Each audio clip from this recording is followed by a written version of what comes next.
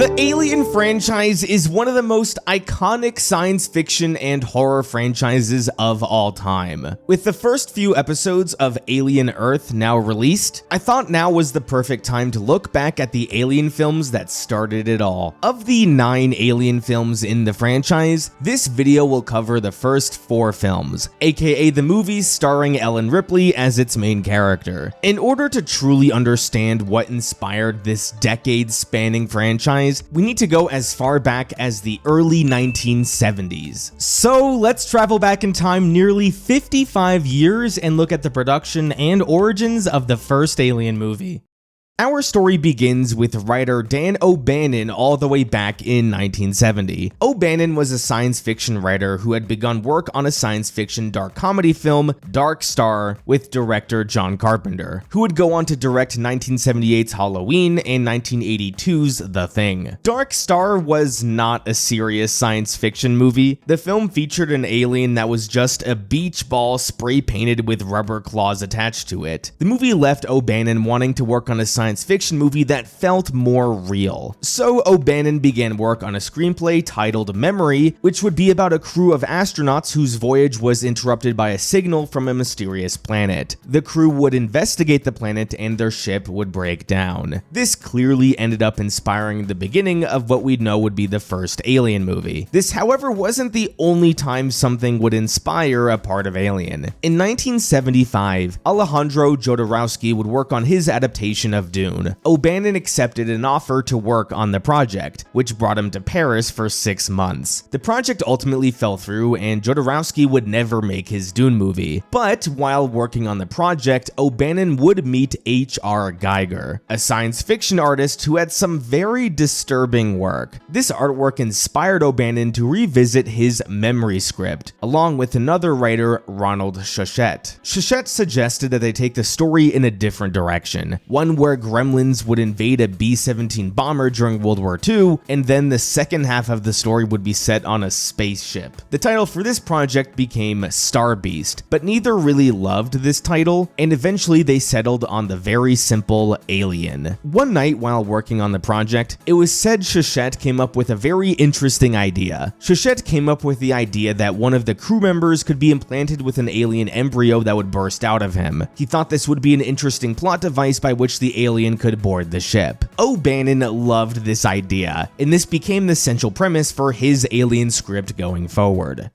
O'Bannon famously said that he didn't steal Alien from anybody, he stole it from everybody. Alien has countless influences. 1951's The Thing from Another World inspired the idea of a crew being pursued by an alien within an enclosed and claustrophobic environment. 1956's Forbidden Planet inspired the idea of a ship not wanting to land and the crew being killed by an alien because they defied said warning. 1965's Planet of the Vampires inspired the idea of a crew discovering a giant skeleton and investigating it. Any Alien fan can see how each one of these projects inspired Alien. All O'Bannon had to do was stitch these ideas into a single coherent story. Giger's artwork would also play a strong influence for his screenplay. The 1970s were an interesting time for science fiction and horror. You see, the 1950s had a lot of science fiction and horror movies, but the films of those decades often reflected anxieties about the Cold War, the atomic age, and the rapid advancements in technology. The 1970s saw plenty of films about space exploration, but there was a lot of optimism within these films. Along with science fiction, the 70s saw a lot of horror movies. These movies usually were slasher movies, revolving around a singular killer terrorizing a group of people. But it had been a while since sci-fi truly meant horror. O'Bannon pitched his script to 20th Century Fox, describing it as Jaws in space. Fox liked the script and actually had the idea of including an android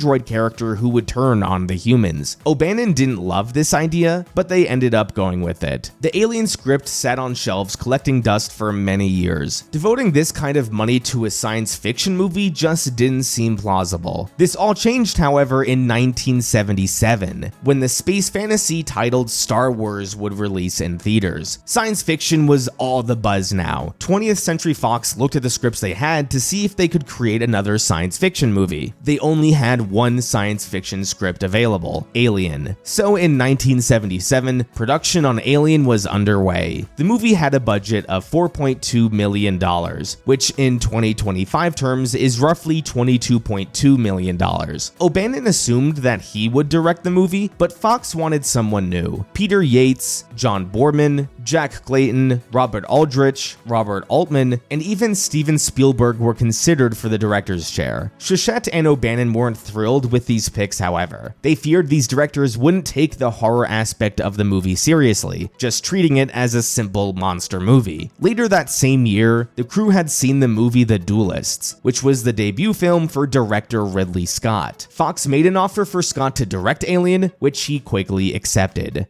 Scott drew up some storyboards inspired by 2001: A Space Odyssey and by Star Wars, except they had a horror twist to them. Scott's approach to the film was a science fiction version of the Texas Chainsaw Massacre. In 1978, casting went underway for Alien. The really interesting part about the casting of Alien was that none of the characters had a specified gender. Each one of the 7 crew members of the Nostromo was written as unisex. The only thing that was mildly unusual about the film was that the characters were typically older than most horror films. The eventual cast consisted of mostly 40 and 50-year-olds. The youngest actor was 28-year-old Sigourney Weaver, who would make her debut film with Alien. Principal photography went underway in July of 1978 and took roughly 14 weeks to film. The movie was filmed in Pinewood Studios, the same place Star Wars had been mostly filmed. Production wasn't too long due to budgetary constraints. 20th Century Fox really wanted to finish the movie on time. One of the most notorious aspects of the production of Alien was its use of practical effects. Since the entire movie took place on either a spaceship or an alien planet, entire sets had to be built. With the Nostromo, a gigantic set was made that allowed the actors to truly feel like they were on the Nostromo. The same could be said for the alien ship on LV-426. Miniatures were also used on Alien, especially for the wide shots of the Nostromo. These shots truly provided scale for the movie. The most impressive work for the movie had to be the work on the alien. The facehugger and the alien had a tremendous amount of detail put into them. The alien itself was a suit made for an actor to wear. Despite just being a bodysuit, it's not until the end of the movie where a clear wide shot of the alien can be seen. Throughout the movie, Ridley Scott took the Jaws approach of showing as little of the alien as possible, often seen in close-ups, showing off the incredible detail. The most famous behind-the-scenes story is of course the chestburster scene. The actors on set were unaware that the chestburster would spray blood everywhere, so when it actually happened, all the actors were surprised and their reactions were genuine. The scene was filmed in one take, and that take is what was used in the final cut of the movie. With production wrapping up, the ending of the movie was originally going to be with the Nostromo's destruction. Ripley would escape, blow up the Nostromo, and the movie would end. Ridley Scott famously came up with the 4th act of the movie, where Ripley would have to fight off the alien one last time, kind of in large part creating the trope that the big bad monster is only defeated if you see said monster defeated on screen. Scott negotiated with Fox to have his 4th act in the movie, and they agreed. Initially, Scott wanted Ripley to die from the alien in the shuttle, but Fox rejected this idea, wanting the alien to be defeated in the end. With principal photography concluded, post-production was underway, which lasted roughly 20 weeks. The movie was scored by the famous Jerry Goldsmith, whose iconic score would dominate the franchise for movies to come. The first cut of the movie was 3 hours. Fox did not like this, so a lot of the movie was cut out. One of the most famous deleted scenes of the movie is the scene where Ripley finds Dallas slowly turning into an alien egg. While truly terrifying, the scene was cut because it ruined the pacing of the end of the movie. Production concluded in January of 1979, and 4 months later, on May 24th, 1979, Alien would release in theaters.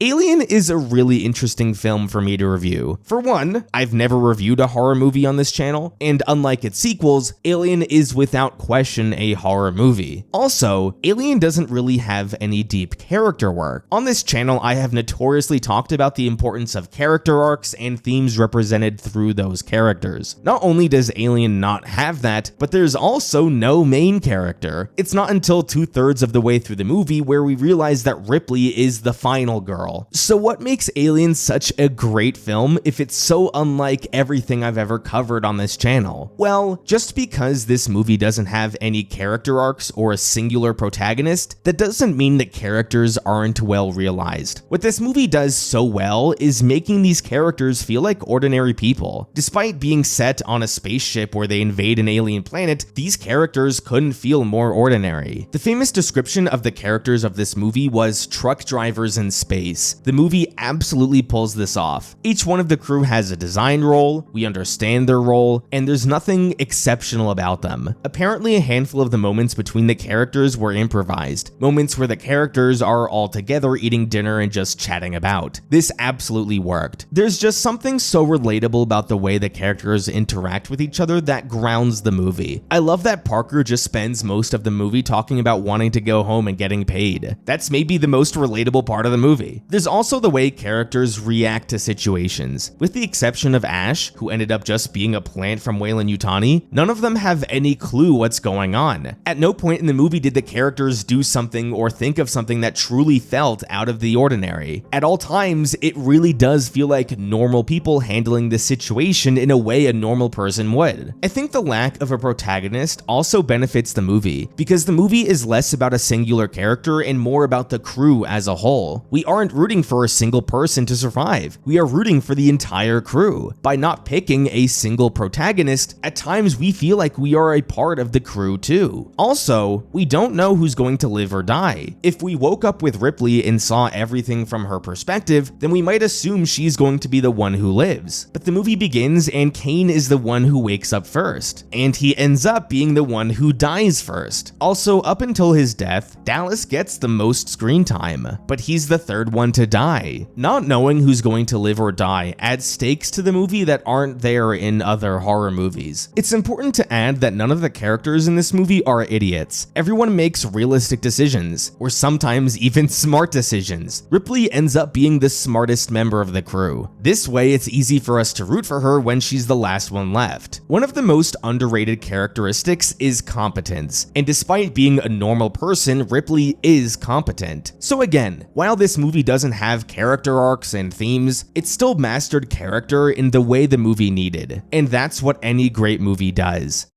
Now, outside of the characters, the movie is so iconic. First and foremost, there was just nothing like it. I already spoke about during the production how this movie was fresh for its time. Science fiction and horror had never gelled in the way Alien did. But more so than just the novelty of this movie is how unique the horror actually is. Yeah, there's something terrifying about a guy in a mask chasing you with a big knife or chainsaw, but the almost sexual way this movie implements horror feels so violating. That's maybe the best word to describe this movie.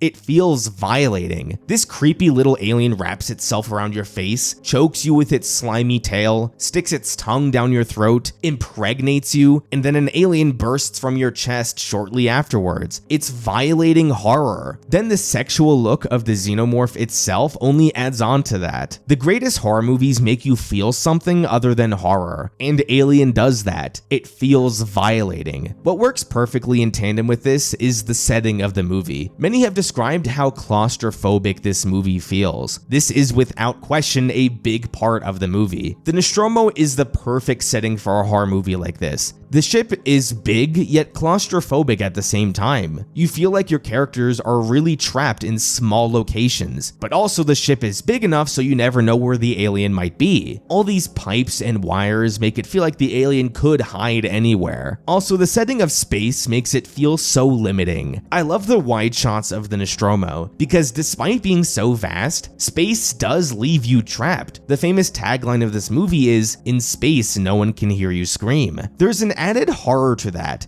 no matter what you do or where you go, no one can save you. When the alien is attacking the members of the crew, there is nothing that can save them other than escape. So there's the violating horror of this movie, there's the claustrophobic horror of this movie, and there's also the fear of the unknown. Let's for a second ignore the prequels that came out 30 years later. Entering this movie, both the audience and the characters know nothing. They enter this dark spaceship and we learn nothing about it. What's this space jockey? Why is there a hole? Why are there so many eggs? These questions are never answered in the movie, and it makes everything feel eerie. To add on to that, the progression of the alien is filled with unknowns. What is this facehugger doing on Kane's face? Why did it die all of a sudden? What's going to happen to the little alien that wandered off? How did it get so big so quickly? What is it actually going to do to you? Eat you? Capture you? We don't know anything. This works perfectly with the violating nature of this movie, because when you don't know what's going to happen, you can only use your imagination, and your imagination always thinks of the worst. All these elements of horror work perfectly together in a way very few other Alien movies are able to accomplish. Now, while all of this is certainly impressive, what this movie masters more than anything is tension. This movie is so tense to watch. Even the most mundane parts of the movie feel tense in a way that's hard to describe. Even when we get back to the ship, each and every scene continues that suspense. With the scene where the facehugger falls off Kane's face and dies, it could have been very easy to just have the characters walk in and find the dead facehugger on the floor, but the movie just wants to drag the scene on for an extra minute and have you fear where the facehugger went. And none of these sequences feel cheap. There's no horror baiting with this movie. Each scene has a moment of tension and payoff. Even in scenes that might feel like a misdirection, like when they end up finding Jonesy the cat, it leads to the first reveal of the alien in its final form, which is a terrifying scene. The best way to describe Alien is that it never lets you breathe. From beginning to end, you are constantly in a state of suspense. That is what Alien does so excellently. Alien is one of the best horror movies of all time. It is not only a perfect blend of science fiction and horror, it is just one of the best movies I have ever seen. As we all know, this movie started off a franchise that is continuing on till this day. So let's go back to 1979 and look at how the franchise endured. Alien was a success for 20th Century Fox. On a budget of only $4.2 million, the movie grossed $109 million. The movie is currently sitting at a 93% on Rotten Tomatoes, along with a 94% audience score. On IMDb, the movie scored an 8.5 out of 10. The success of Alien led to immediate discussions within Fox about a sequel. Fox president Alan Ladd Jr. was supportive of a sequel, but unfortunately Ladd left Fox to start his own production company. Ladd's replacement, Norman Levy, was not enthusiastic about a sequel. You see, the year was 1979. Sequels were not a proven thing yet. It wasn't until The Empire Strikes Back a year later where sequels were shown to have the potential to succeed. Levy, unwilling to make the investment in a sequel, did not greenlight an Alien 2. Brandywine Productions, the production company behind Alien, ended up suing 20th Century Fox in early 1980 for unpaid profits from Alien. This lawsuit only further delayed an Alien sequel. Years later, in 1983, the lawsuit was settled and Levy had left the studio. His replacement, Joe Wiesen, was a lot more receptive towards a sequel, and began looking for a scriptwriter in the summer of 1983. Eventually, they came across the script for the science fiction film The Terminator, and they fell in love with it. So they reached out to the writer, James Cameron, and had him write the script for a sequel. In 1984,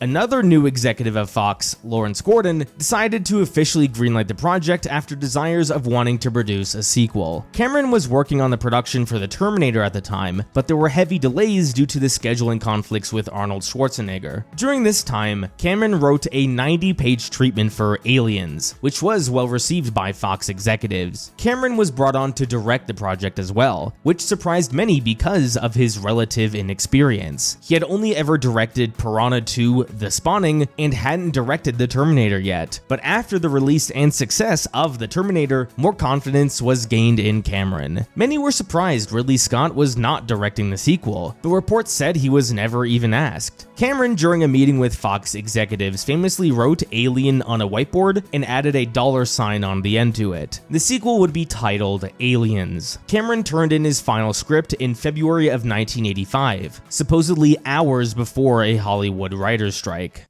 Cameron believed it would be impossible to repeat the horror and novelty of the first movie, so a sequel would focus more on action horror rather than just horror. Cameron also wanted to have a female heroine leading his films to set them apart from most Hollywood blockbusters. As a result, Cameron asked Sigourney Weaver to return to play Ripley, and she gladly accepted. There was some tension between Cameron and Fox, however. Fox did not want to meet Weaver's contract demands, and they did not want to give the film the budget Cameron asked for. This This led to Cameron leaving the project unless his demands were met. Eventually, Weaver was paid and the movie was given an $18.5 million budget, which prompted Cameron to return to the project. In 2025 terms, the budget was roughly $54.5 million.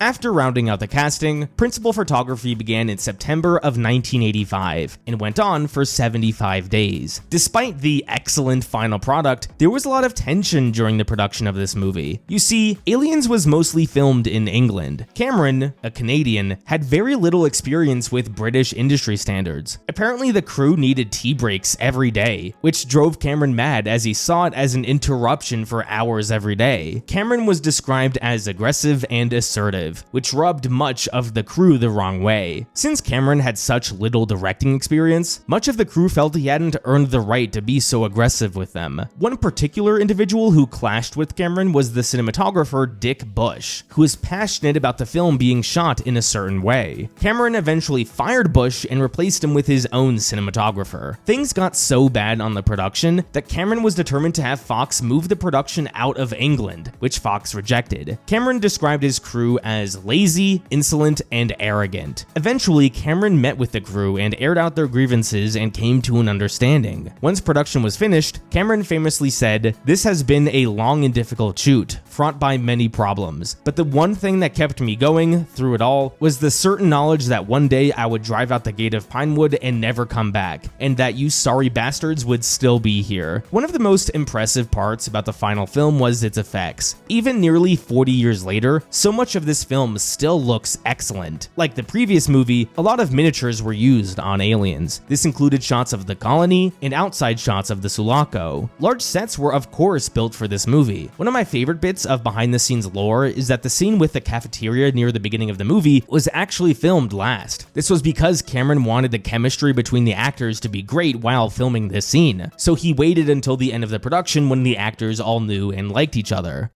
Many practical effects were used during Aliens, including many of the vehicle shots and some of the background shots during other scenes. Cameron and his team spent a lot of time designing the weapons and the vehicles of the military. He wanted a slightly more grounded take on futuristic weaponry, still deciding to have the weapons shoot bullets rather than lasers like in Star Wars. When it came time to create the creatures, so much detail was put into it. Unfortunately, H.R. Geiger was unable to work on the project, but that didn't slow down Cameron and his team.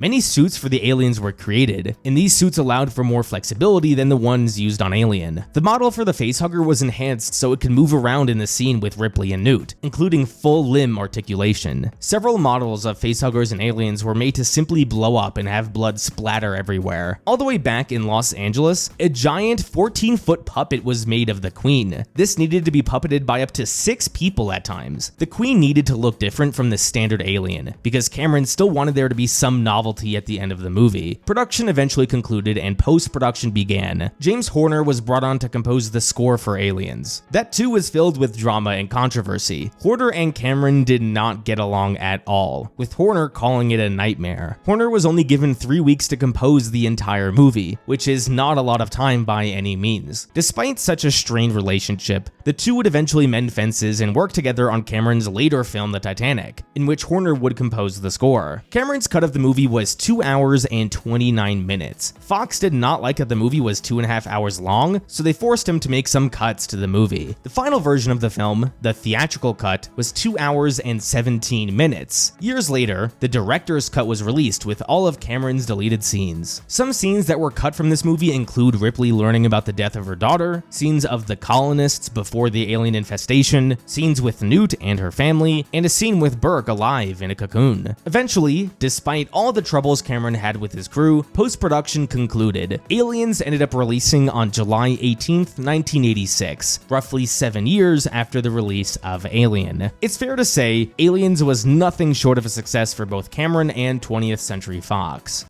So, what makes Aliens not only one of the best sequels ever made, but one of the best action movies ever made? Where do I start? James Cameron correctly diagnosed what's wrong with so many sequels. There's no way you can top the novelty of what the original was going for. The original Alien was so iconic, so there was no singular alien Cameron could make that would top it. The common solution to this would be to make a bigger and more dangerous alien, or keep the same alien and just have it kill more people. But oftentimes that just comes across as cheap and uninspired. There are some new liberties Cameron took with the alien, but they seem like logical progressions. In the original Alien, we only saw the facehugger having acid blood. In Aliens, all the aliens have acid blood. In Alien, it's implied that the alien just killed everyone. In Aliens, the aliens take each human and add them to a cocoon so more aliens could be born. Cameron probably looked at the deleted scene of Dallas from Alien and used that as his inspiration to make the aliens more of a hive species, which was definitely the biggest addition to the alien lore. It doesn't feel like an out-of-the-blue change. It's just like Ripley said, if these aliens all come from an egg, then who lays the eggs? In both movies, the aliens are smart. Maybe you could argue the aliens in Aliens are even smarter. There's no over-explaining about the aliens either. It's not like Prometheus or Covenant where they try to establish a backstory. No, the aliens in mass are a hive species. That's it. It's just the queen who's bigger and stronger. There's also something that's so clean about the title Alien and Aliens. It's so much better than Alien 2. The other thing Aliens does is that it just raises the stakes in every way. Obviously, instead of one alien, there's many. With the humans, not only are there more humans, but they're better equipped to fight the aliens. The action is bigger, the location is bigger, and the effects are better. Aliens raises the stakes from the first movie. Having a 57-year time gap between the movies also allows Aliens to reset the status quo a bit. If Aliens took place a year or two later, the movie runs the risk of being redundant. A new crew would be sent to LV-426 and you have to repeat the same thing as Alien. But because there was such a big time gap, not only does it serve Ripley's character, as we'll get to, but it allows LV-426 to be colonized by hundreds of people. So instead of a single crew being attacked, you now have an entire colony. That's a new and unique direction to take an Alien story. There's also something to be said about the vibe of the movie. Alien really reflected the more 70s feeling of being screwed. Ripley got screwed by the big corporation and was lucky to survive. But with Aliens, it feels a lot more triumphant, which matches the tone of the 80s. Now when it comes to character, James Cameron really lucked out here. The problem with a lot of sequels is that they often struggle to give its main character a new arc or story. If your character goes on a certain arc in movie 1, then you run the risk of regressing said character if you give them a new arc in movie 2. But with Alien, the characters had no arcs and had little development. As we'll get into in a bit, the movie has a strong theme of motherhood and trauma. Allowing Ripley to go down this arc was easy because there's nothing of her to regress from the first movie. The only way they could have regressed Ripley in this movie is if they made her an idiot or a coward, which they didn't do. Instead, they added so much humanity to her.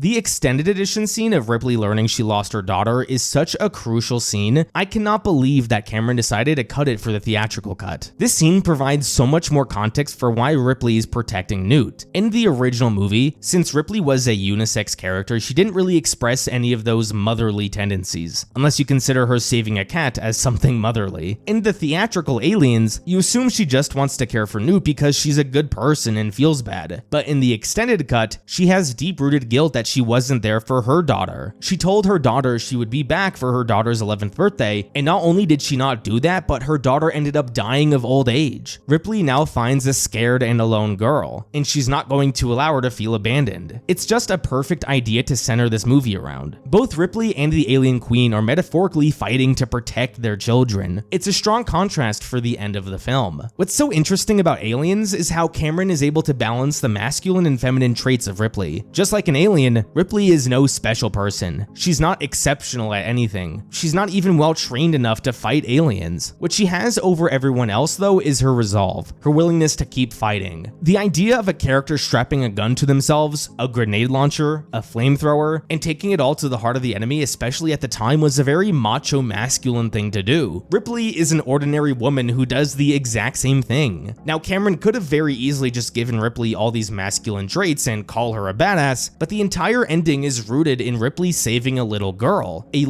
she's protected all movie. These maternal instincts balance the more masculine parts of the character. It clearly was the intention that at the end of the movie, all the men of the movie are either dead or neutralized. It's just Ripley protecting Newt from the queen. Ripley doesn't try to escape like she did in the first movie. She actively fights back and defeats the queen, which was an awesome way to differentiate her character from the first movie. Ripley also has a very 1980s way of of dealing with her problems. As we see in the beginning, Ripley is dealing with the trauma of the first movie. In 2025, we'd probably have a scene with her going to therapy or something. But this is the 80s. The way Ripley overcomes her demons is by going back to the scene of the crime and confronting it all firsthand. She literally confronts the queen of her nightmares. That's how Ripley deals with her trauma. While Ripley was a really neat character from Alien, it's Aliens that makes her into one of the most badass characters from any action movie. Cameron gave her so much depth and humanity in this movie that continues to resonate with audiences 40 years later.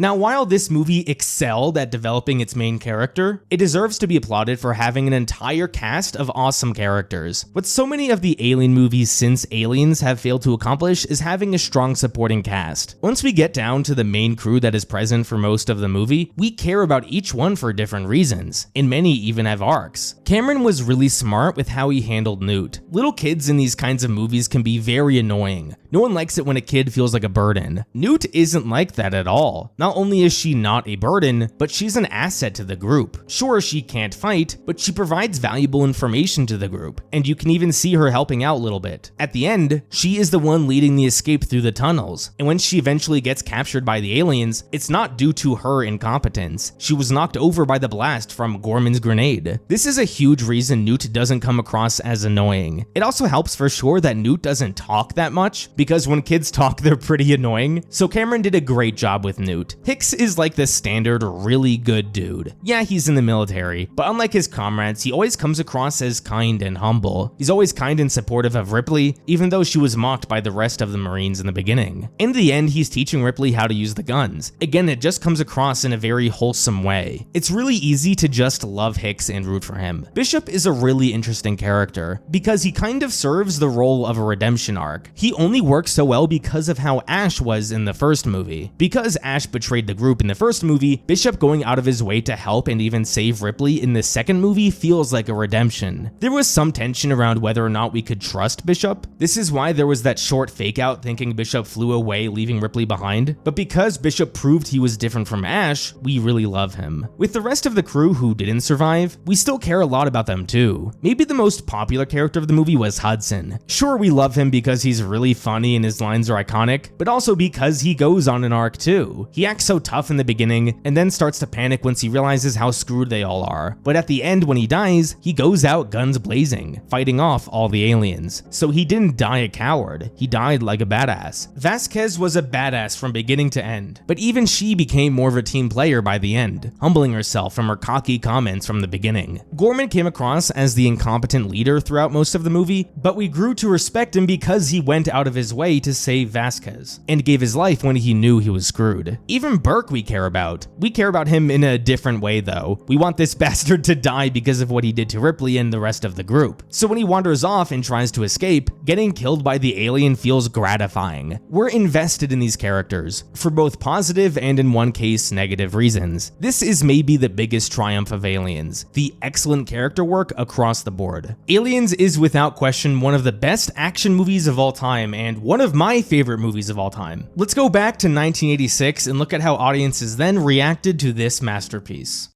Aliens was a massive success for 20th Century Fox. The movie grossed $131 million at the box office on a budget of just $18.5 million. The movie scored a 94% on Rotten Tomatoes, along with an audience score of 94% as well. On IMDb, the movie scored an 8.4 out of 10, putting it just below Alien's score of 8.5 out of 10. In an unprecedented turn of events, Sigourney Weaver was nominated for Best Actress because of her work on Aliens. With such success, Fox almost immediately had interest in making a third Alien movie. Brandywine Productions were less enthusiastic, however. They were concerned that an Alien 3 would be too similar to the first two movies, but Fox insisted and production went underway. David Giler and Walter Hill, producers at Brandywine, pitched an idea of Alien 3 that focused almost entirely on Weyland-Yutani, the shady corporation that had been behind the first two movies. The pitch was the underhanded Weyland-Yutani Yutani Corporation facing off with a military-aggressive culture of humans whose rigid socialist ideology had caused them to separate from Earth's society. The protagonist of the film would be Hicks from Aliens. Ripley would only cameo in the movie before returning in a fourth movie, which would feature an epic battle between aliens and the people of Earth. Weaver initially liked the Cold War metaphor of this version of the movie and agreed to the smaller role. Giler and Hill wanted to get Ridley Scott to direct the movie, but Scott was unavailable due to scheduling conflicts. Production for Alien 3 began in 1987 and would eventually come out in 1992. 5 years is a strangely long time for a movie to come out. What took so long? Well, the production of Alien 3 was nothing short of a disaster. As you'll see in a second, Fox and Brandywine could never agree on a vision for this movie. So despite the initial pitch, Alien 3 went through script after script after script before it began shooting. The first teaser for Alien 3 famously said this: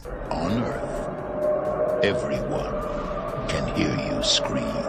But as we all know, Alien 3 doesn't take place on Earth. So what happened? In September 1987, William Gibson was approached to write the script for the movie. Known for his work in the cyberpunk genre, Giler and Hill were looking for Gibson to add some of that flavor. Gibson wrote a version of the script that mostly followed Giler and Hill's outline. The Sulaco would drift into an area of space controlled by the Union of Progressive Peoples. Hicks would end up on a research space station named Anchor Point, where Weyland-Yutani was developing an alien army. Both areas would be overrun and would tease a fourth movie where all the humans would have to work together. Despite the script being very action-oriented and featuring a large cast, Giler and Hill were not fond of the script. They asked Gibson to make some serious revisions, but Gibson declined and left the project. Nearly 30 years later, in 2019, a full cast audio drama with the actors of Hicks and Bishop was made following Gibson's script. In 2021, a novel adaptation of the screenplay was written, but that's all that came from Gibson's Alien 3 script.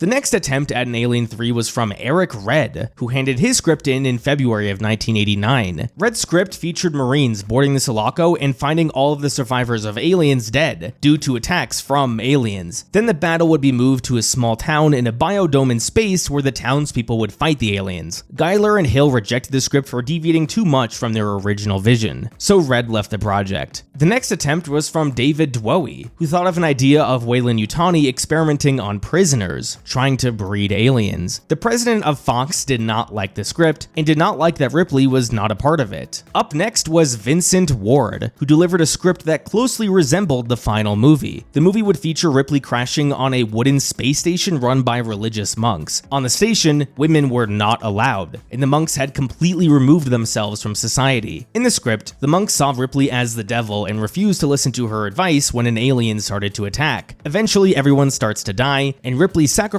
herself to destroy the alien. Fox wanted Ripley to survive the movie, but Weaver would only do the movie if Ripley were to die. Fox initially loved this script and began production under the assumption this would be the final draft. However, the production crew began to realize the gargantuan task of making a movie set on a wooden space station. Ward was asked by Giler and Hill to make changes where the wooden station would be an ore refinery and the monks would be prisoners. Ward refused to make the changes and was fired from the project. Up next was Larry Ferguson, who would make the changes Giler and Hill asked for. After reviewing the script, Sigourney Weaver hated it, saying that Ripley sounded like a pissed-off gym teacher. Weaver also demanded that there be no guns in the film because she is very anti-gun. Giler and Hill got rid of Ferguson and finally decided to finish the script themselves. Weaver had a clause in her contract that Giler and Hill would have final say of the script. After all these years, Brandywine and Fox finally had a direction they wanted to take the film.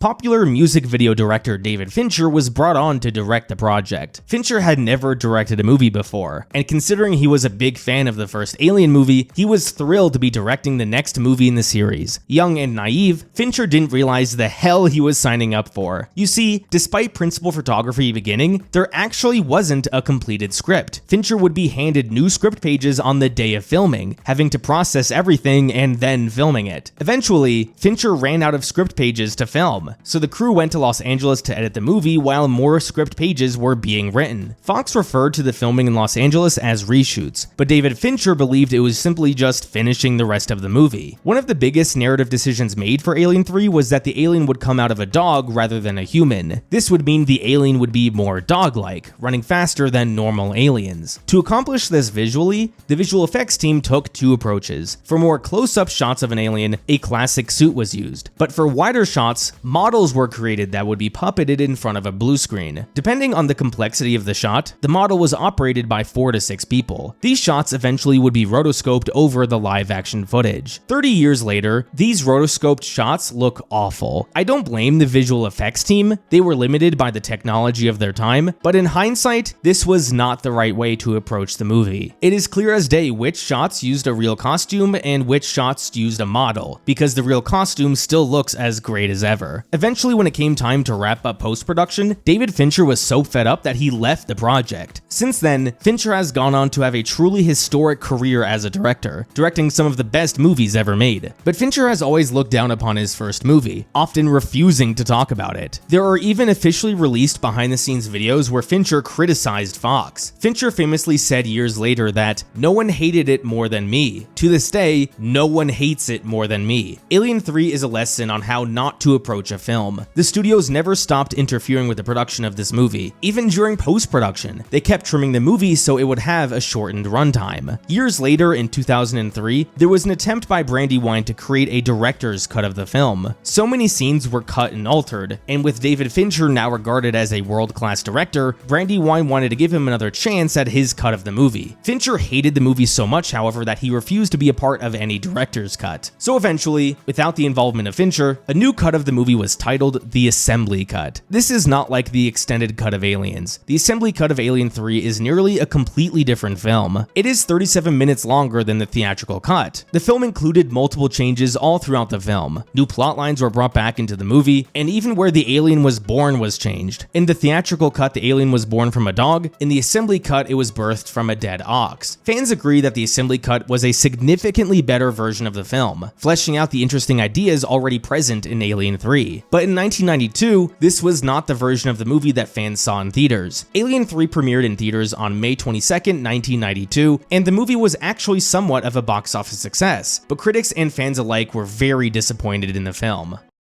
So, 33 years later, how is Alien 3? Alien 3 is a really interesting film. Usually films that have this much studio meddling turn out to be awful, but there's something about Alien 3 that a segment of fans really like. The movie has grown quite the niche following in the decades since its release. I think a lot of people can look at the themes this film is trying to explore and really appreciate it. Now, your enjoyment of this movie really depends on how you view it in relation to Aliens. The biggest reason people hate this movie is because of what it did to Newt and Hicks. Aliens ended so perfectly. Ripley gets another chance at being a mother, she has potentially found love with someone, and she has gotten rid of the aliens for good. Newt asks Ripley if she can finally dream, and Ripley says yes. Well, because of Alien 3, Newt's dreams will be interrupted with her drowning to death, and Hicks's dreams were interrupted by getting crushed by debris. It doesn't matter how good this movie could have been. Some people simply can't look past how this movie undid the ending of Aliens. It kinda reminds me of Star Wars: The Last Jedi. Some people love it and some people hate it, but there is a segment of fans that simply cannot accept how Luke Skywalker was treated. Aliens fans feel the same way about Newt and Hicks. It's not only that, Alien 3 is a depressing movie. It doesn't have an ounce of that triumphant feeling that Aliens had. To add on to that, the whole premise of this movie kind of makes no sense. It's been stated by the writers that you need to just accept that somehow an alien egg ended up on the Sulaco, despite that being literally impossible based on the events of Aliens. So yeah, a lot of people simply cannot get on board with this movie. How do I feel? I tend to lean towards the side of liking this movie. It's a movie riddled with issues that stem from a troubled production, and we'll get into those issues in a second, but I do appreciate what the movie was going for. Sure, I don't love how dark and depressing the movie is, but I think they actually did a great job at creating that kind of tone for the movie.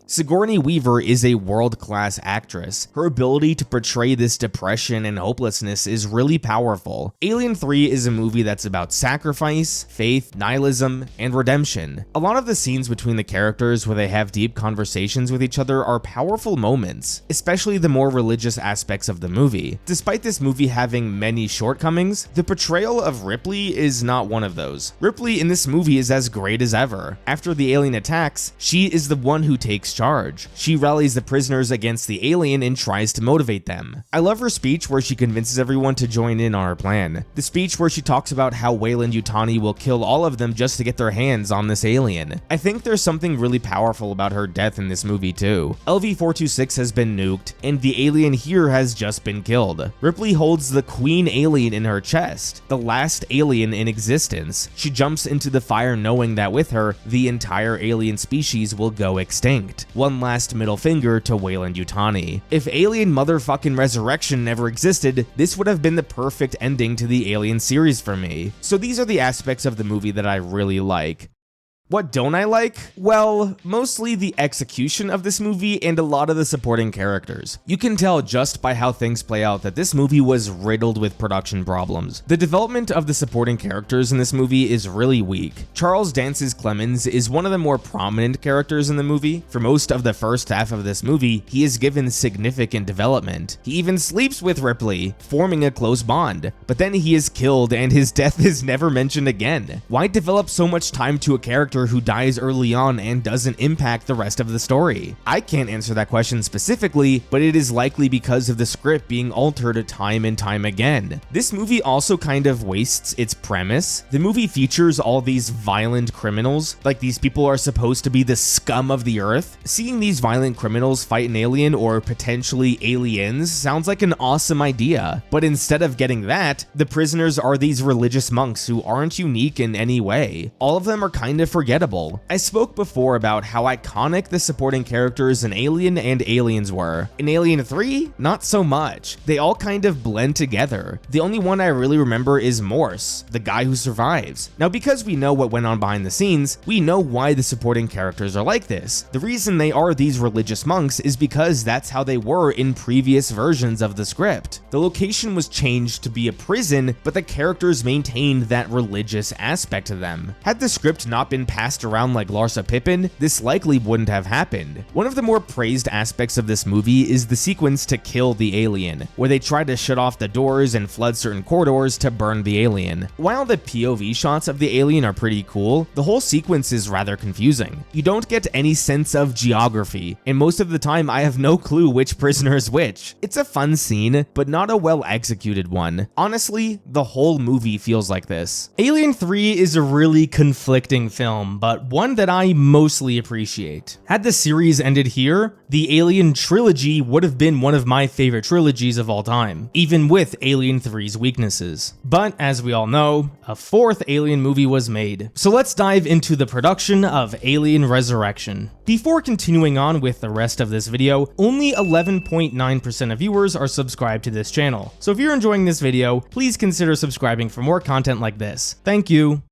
Alien 3 ended up grossing $159 million at the box office on a budget of roughly $50 million. Alien 3 scored a 44% on Rotten Tomatoes along with a 46% audience score. On IMDb, the movie scored a 6.4 out of 10, which made it the weakest of the three Alien movies by far. As I mentioned before, fans and critics were not happy with the film, but that didn't stop Fox. Despite literally ending the movie with the death of the franchise character and eradicating the alien species, Fox was ready to make an Alien 4. Looking to resurrect the franchise, Fox looked to up-and-coming writer Joss Whedon to write the script. Despite having somewhat of a tarnished reputation these days, Whedon had been a hot commodity in Hollywood back in the 90s. Whedon had been best known for his work on Buffy the Vampire Slayer, as well as being a key writer on Toy Story. Whedon was initially told that they wanted a film to center around a clone of Newt from Aliens. Knowing what the final story of Alien Resurrection was, It makes no sense why Newt would ever be cloned. She never had an alien inside of her. But this idea didn't last long. Despite writing a 30-page treatment, Fox told Whedon to change the story to have a clone of Ripley instead. Back during the production of Alien 3, Giler and Hill jokingly said that the only way Ripley could ever return would be if they cloned her. Flash forward a few years, and that was going to be the plot of Alien 4. Giler and Hill were not supportive of this new Alien movie, believing it would ruin the franchise after they read the script. Someone who did not think the franchise would be ruined was none other than Sigourney Weaver. You see, Weaver actually loved the script of Alien 4. Back during the production of Alien 3, Weaver had these ideas of making Ripley more sexual with the aliens, but those ideas were thankfully shot down. With Alien 4, however, those ideas would materialize. She loved the idea of Ripley being part alien and how that would impact her character. So with Ripley signed on for $11 million,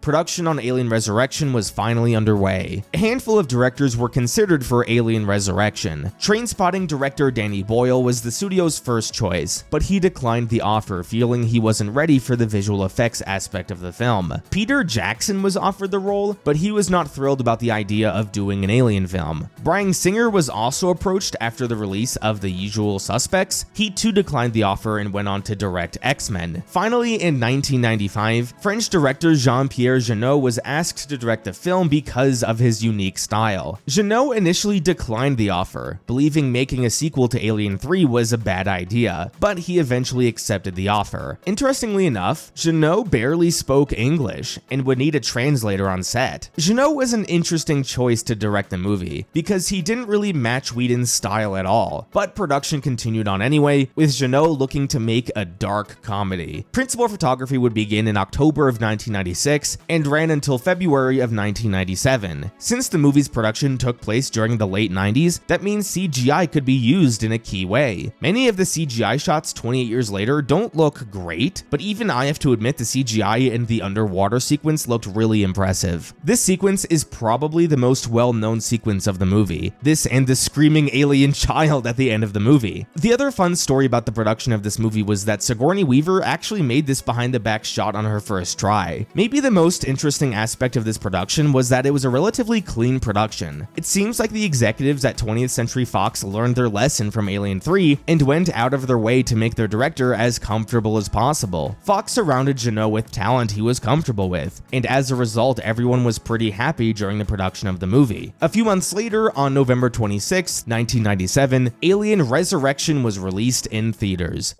I think it's safe for me to say I hate this movie a lot. The hatred many fans have for Alien 3, I have for Alien Resurrection. And funny enough, it's for the same kind of reason why people hate Alien 3. I get why people hate Alien 3, and I get why they're upset about the deaths of Newt and Hicks. But for me, Newt and Hicks aren't these amazing characters. I like them, I was sad they died, but it's not like there was a character assassination of a character I loved. Alien Resurrection not only undermines the ending of Alien 3, but it also ruins Ripley. For one, I hate character resurrections. I will almost always passionately hate when a dead character is brought back to life. I know Ripley was technically cloned instead of being resurrected, but the point stands. Ripley died and she is now in the fourth movie. Maybe more so than that, but the aliens were brought back. I don't know for sure if it was the writer's intention that Ripley's sacrifice would destroy the aliens forever, but that's how I see it. To have the aliens in this movie 200 years after Alien 3 ruins the ending of Alien 3. I hate it. And to make matters worse, Ripley is almost nothing like her old self. She's weird in this movie. I hate the idea of this Ripley-alien hybrid. These aliens ruined Ripley's life and now she's a part of one? It's so stupid to me. Also, in science fiction, sometimes things get too weird and I don't like it. The first 3 Alien movies never crossed that line for me, but Alien Resurrection does. Fundamentally, as good as this movie could have been, I just hate the building blocks of Alien Resurrection. I can't get past them. So there was no hope for me ever liking this movie. Now, outside of the things I passionately hate about this movie, objectively, what are my thoughts? I think this movie is mediocre at best if you're a casual viewer. This movie is similar to Aliens in the sense that it's a lot more pleasant to watch. It's just easier to watch. It's not slow like the first Alien, and it's not depressing like Alien 3. movie. So if you simply want to be entertained, this movie might be better for you. But there is something to be said about this movie being a dark comedy. Why is an Alien movie a dark comedy? This is just not what the franchise is about. This is not why I fell in love with these movies. The ending sequence is so jarring. To this day, I cannot believe that this was at one point the ending of the Alien franchise. It's baffling. There's also the scene where the prisoner with a chest burster manages to survive a bunch of gunshots and holds the guy's head to his chest. That scene is so whack. Also, just like Alien 3, the supporting cast here is really forgettable. They are somewhat more memorable than the supporting characters in Alien 3, but that's only because they're so over the top. I never actually realized Tuco Salamanca was in this movie. Do I have anything positive to say about this film? I guess the underwater sequence is pretty cool. It was a tense scene and it was well filmed. Although I don't like how much the aliens are shown in this movie. They're shown way too much. We're getting scenes where aliens are plotting with each other on how they're gonna escape. I like the Jaws approach the first two Alien movies took. Now the aliens look great, the non-CGI aliens that is, but is it just me or are they way too slimy? Like, why are they constantly dripping liquids? This movie is by far the goriest Alien movie, which some people may like. I don't care for the gore, to be honest. I don't have much else to say. This is like an Alien Marvel movie. There's nothing deep to it. What do most people think? Well, let's check out the ratings. Alien Resurrection grossed $161 million at the box office on a budget of $70 million. The movie scored a 55% on Rotten Tomatoes, along with a 39% audience score. On IMDb, the movie scored a 6.2 out of 10, making it the lowest rated Alien movie of the original four. Thank you everyone so much for watching another one of my videos. Don't forget to hit the Claude Squad, and I'll see you guys next time.